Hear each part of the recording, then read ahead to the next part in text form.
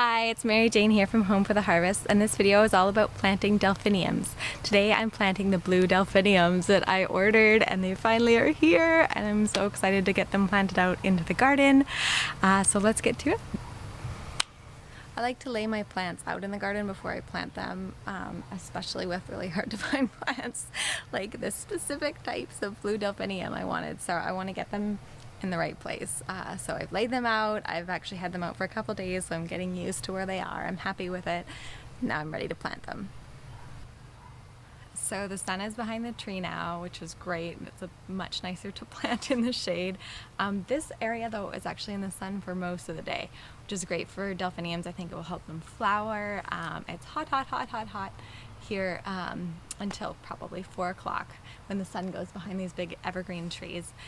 So definitely full sun. We do get hot summers in this area. We're in zone 5, but our summers are hot, so I picked varieties of delphinium from the New Millennium series, and I've got another bee delphinium that are supposedly better for hot summers than some of the Pacific Giants and some of the other ones that are more popular. So I'm really looking forward to trying them out.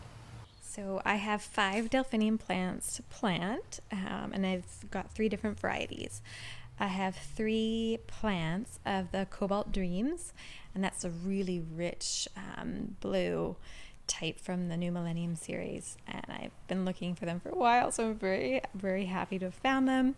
So the 3 plants are going to go in the back of this little border area, and then the 2 in the foreground. One is Blue Lace, and that's from New Millennium as well. And then there's $1 Million Sky, and that one is part of the $1 Million series. So there are a few series of delphiniums to choose from, and then there's also delphiniums that just aren't part of any breeding series or anything. I've never grown anything from the New Millennium series before. I read about it in Martha's Flowers, the new flower book that she put out a couple years ago, and I needed to find them. They're so pretty. So I'm very happy to have found those locally. Pacific Giant you can find pretty much everywhere. The seeds you can find in mixes really easily. It's a little bit harder to find the separate varieties, but definitely doable. $1 Million proven winners can bring those in for you. So if you have somewhere that can order proven winners for you, that's great. There's also Magic Fountains, which is like a smaller version of Pacific Giant, so they don't get so tall. Same with Belladonna. The Belladonna group of delphiniums, they don't get quite so high. So if you don't have like a big fence to put them in front of, you can still grow delphiniums. And you probably won't even have to stake them, which is nice. So I've picked these 3 varieties because I really want blue flowers in this area. And I really want that true blue that is so hard to find in the garden, but I think it will be really satisfying when this area starts to grow into itself. I also, and there are other kinds of blue delphiniums. It's not like there's just only these 3. I actually just published a list of 25, at least 25 I have on that list, of like various shades of blue that you can get for delphiniums. So I'll put that link in the description. So if you want to check out the different blue offerings in the different series, you can check that out. I'll put the link.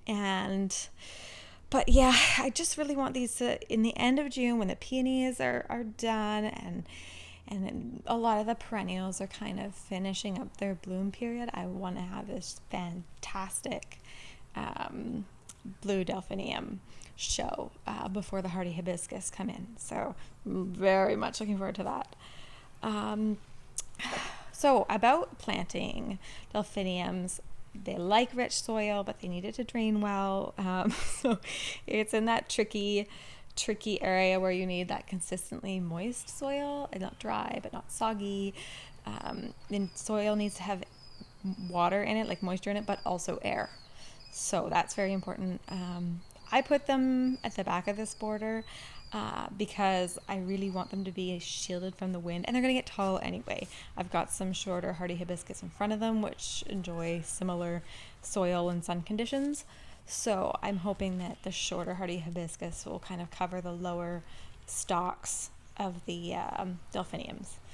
I'm not going to really do much with feeding them. I have this area I top dress with compost once or twice a year, and I'll just put a little bit of granular organic fertilizer that I have already on the ground. I don't put it in the holes, I just like put it out as a top dressing afterwards. The directions are to space them 1 foot to 3 foot apart. I think I'm probably at like 18 inches. I'm not terribly worried about that. I more space them based on filling up the area and how they look between the different plants. It took me a couple days to find the right spot for them. But yeah, I'll just mulch them, and that will help keep the soil moisture steady, and that's very good for them. So the mulch, I always advocate for organic mulch, and just compost. It doesn't have to be anything fancy. It doesn't have to be anything you buy. Like homemade compost is a great mulch. I'm also going to stake these. That's the one thing. Like delphiniums are a lot of work, and part of that is like you have to stake them, and like I stake them every 12 inches. So well, these plants are already 12 inches, so I'm going to stake them now, just with little stakes. I have collected stakes of different heights so I can swap them out, so I don't have these like giant stakes sticking up. I try to like kind of sit behind or like stand behind the delphinium while I stake it, and then I feel like I can hide the stake so you're not seeing it quite so much. I find if I just like physically position myself behind the delphinium, then the stake is less visible when you're viewing the bed from normal areas, not like from the very back of the border. Yeah, and just water at the base. I know that's, pretty standard. Try not to like cover all the leaves in water. So I have all 5 delphiniums planted now. I'm really excited about these new varieties. I made a big list of a ton of varieties of blue delphiniums that I posted on my website, so I'll put the link down in the description so that you can check that out and see all these different kinds of blue delphiniums that you might want to add to your garden. Yeah, so if you like this video about planting delphiniums, be sure to click the thumbs up. And also, if you haven't subscribed to my channel, now is the time. So find the subscribe button and subscribe to my channel. That would be wonderful.